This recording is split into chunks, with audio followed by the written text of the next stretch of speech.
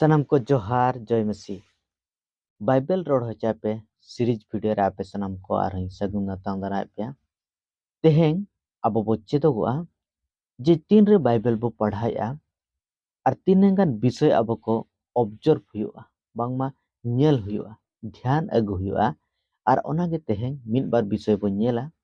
जहां दो अडिगे जरूरी विषय कना तीन रे अब को प्रॉपरली बाइबल बो स्टडी तो उन जुका ओका ओका विषय का अब को ध्यान लगती कना तो पहिल विषय दो नवा कना जे जहां बाइबल पुथी अब बो नेलया और ओना बाइबल पुथी दो सनम गे ईश्वर द्वारा ईश्वर होते ते ओलकान पुथी कना और सनमा गे अब मानवा को लगी ते अडी फायदा और अडी बड़ाई जम विषय कना मेनखान नवा हो अब को बुझो हुआ जे बाइबल रे सनमा गे अब लगी अब मानव लगी दो बांग कना तो ओना लगी ते अब को मिटन विषय अब को बड़ाई दरकार जे ईश्वर कथा तीन रबो पढ़ाया और ओका दो इंग लगित कना और ओका दो उन समय लगित कना नोआ मेजर विषय अब को ध्यान एम हुआ तो नितो जहां दो विषय बो नेलेया जे प्रथम विषय दो जहां पुथी बो नेलेया बाइबल पुथी दो आयमा प्रकार पुथी समष्टि कना और ओंडे बो नेलेया जे आयमा समय रे सेरेंग पुथी को बो नेलेया आयमा समय रे इतिहास पुथी को बो नेलेया तो आयमा विषय ते ओना पुथी को ओल आकाना तो ओना लगित ते जेमन इतिहास पुथी को कि जहान चिट्ठी पुथी को जहान सुसमाचार पुथी को जहां लेका अब को बो तर्जमाया जहां लेका अब को स्टडी रे जहां मेथड बो लगुया और ओना दो जहां दो कविता जहां दो पोएट्री जहां दो सेरेंग पुथी करे दो ओना दो बाबो लगु दाड़े तो ओना को अब को ध्यान अगुया तो पुथी दो ओका पुथी कना चेक लेकान पुथी कना और ओना को पहिल विषय अब को ध्यान हुआ तो दोसर विषय अब को ध्यान हुआ जे जहां खोड़ क्यों जहान भेज रे अब को बो पढ़ाया जहान पैराग्राफ बो पढ़ाया तो ओना ओंडे अब को ध्यान हुआ जहान चैप्टर बो पढ़ाया ओंडे अब को ध्यान हुआ जे रिपीटेड जहां तो बारंबार हेज एकान शब्द को बाछाव तुल हुआ जेते बड़े बाछाव तुल रे अब उन जोखा अब को बो बड़ाई दाड़े जे नोआ चैप्टर रे एक्चुअली फोकस पॉइंट दो चेक कना तो ओना लगी ते रिपीटेड जहां दो शब्द को जहां बारंबार व्यवहार का शब्द को अब बो बाछाव तुदा तापर ते अब बो नेला जे जहां तो समय सूचक शब्द जहां दो टाइम टेबल और ओना निर्देश ओना समय को अब को नेला अडिगान समय रे नोआ परते अडिगान समय रे निदे अक्त रे नोका बाइबल रे मेंशन मेना तो ओना को अडी आसान गया टाइम सूचक शब्द को बाछाव लगित ते तो ओना बो बाछाव ओना बाछाव माध्यम ते नोआ बो बुझो दाड़े जे नोआ दो ओका समय रे ओल अकना और ओना समय रे भैल्यू बो बुझो दाड़े और अडिगान समय रे अब को समय रे ज्ञान बाइबल रे जहां समय रे बाबत ते एम का और ओना अनुसार ते जेते बेड़े बाबू पढ़ावा ओना लगित ते आयमा विषय अब को बुझो रे गलती हुई और मिटन विषय अब को ध्यान हुआ जहां तो स्थान सूचक शब्द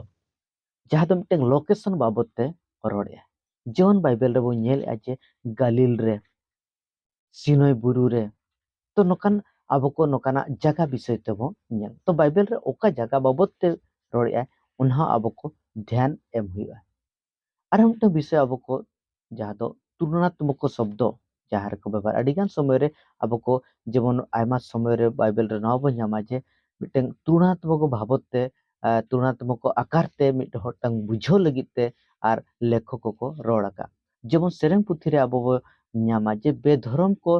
रो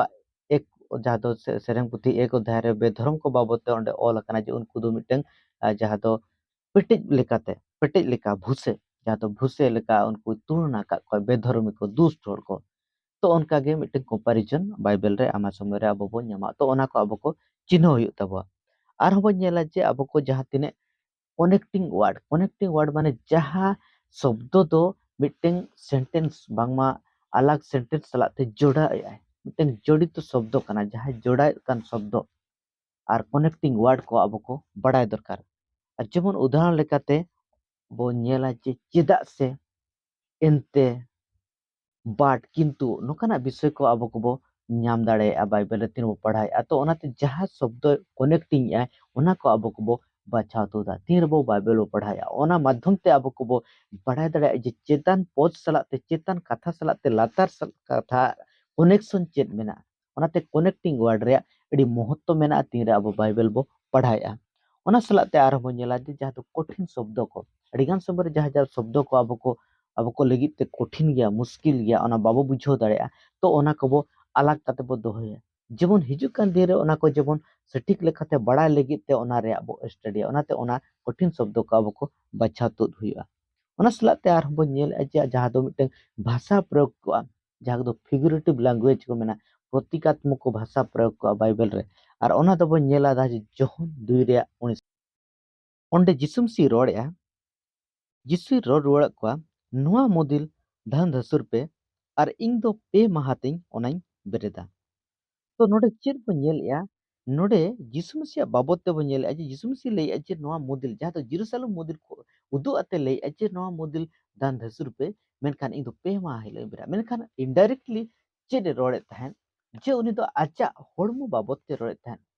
जे आजा होड़मो जे को नासाया जे क्रूस काटरी नोआ दो को नासा नोआ दो गुजुआ मेनखान और पे मा हिलो नोआ दो चेद बेरा तो मिटे फिगरेटिव जहाँ दो लैंग्वेज जहाँ दो प्रतीकात्मक भाषा ते और नोडे बाइबल तो नोआ को अडिकन पॉइंट आउट विषय कना और नोआ को अब को चिन्ह दरकार लिटरेरी जहाँ लेका ऑल कना उनका हाताव लखान ओना रे अर्थ अलगवा ओनाते अब को ओना को बचा तु दरकार और हम नेला जे ग्रामर जहाँ दो व्याकरण अडिगे महत्वपूर्ण विषय कना और ओनाते व्याकरण रे तीन गान विषय को अब को बड़ा दरकार जे तीन रे अब को बो बाइबल बो पढ़ाया पद पर्व जेते बेड़े बो पढ़ाया मेनखान ओनानी असल रेन कर्ता अकय कना सब्जेक्ट अकय कना और भार्ब जहाँ दो क्रिया चेक कना और ओना को अब को चिन्ह दरकार ओना सलाते जहाँ दो विशेषण को बोल लिया जहाँ दो प्रोनाउन नाउन नोकान विषय को मेना जहाँ दो ग्रामर रे विषय तो व्याकरण रे नोआ को अडी महत्वपूर्ण जगह कना तो बाइबल जिते बड़ो पढ़ाई नोआ व्याकरण रे यदि अब को किछि नॉलेज ताहेना एनखान ओना बाइबल रे चेरे रोड़िया और ओना को सटीक लेका तबो बुझो दाड़ेया और ओनाते नोआ को अडिगे लक्तियान विषय कना।